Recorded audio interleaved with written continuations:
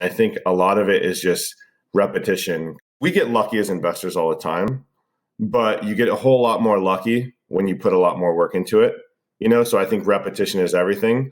Treat the market as your product, right?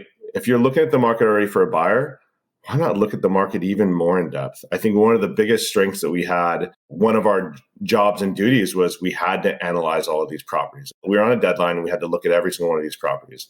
But because we did, and we looked at so many, you're able to identify patterns. You can just pick it out of a map.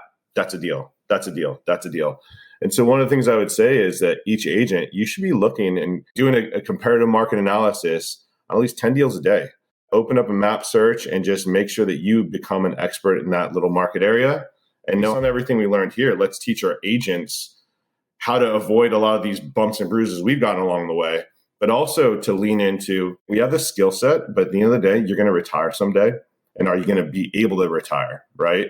In this last year, quite a few of our agents bought their first rental property or their first multifamily property. And some of you even bought out of state. The big thing for us is they buy out of state. It's not like we're benefiting from it, but that's our value proposition to our agents is we want you to retire. That's our thing. We're trying to teach you how to learn from your skill set, but also be able to retire someday comfortably because it's not promised, obviously.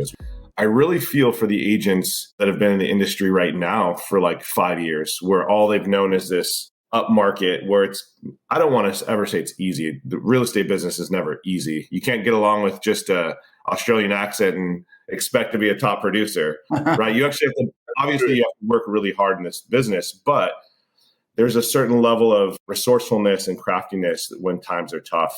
So I think I'd already been interested in looking for different opportunities. The person that brought this opportunity to me, he had already been in the private lending industry. He'd already had some case studies of success. So it made it a little bit easier to tiptoe in there. The way that I did it is I underwrote deals and I said, well, hey, I've already walked through these, like, I guess they're calling them short sales. I already walked through a couple of these short sales. And if we can buy low enough and make it way nicer than what I'm walking through and price it the same, then I feel like it's a safe bet. And of course, what we discovered is, people love beautiful houses. And if it's in a declining market or an appreciating market, it doesn't really matter. People love beautiful homes.